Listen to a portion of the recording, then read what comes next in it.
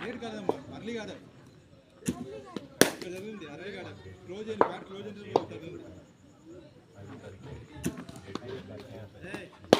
Okay, thank you.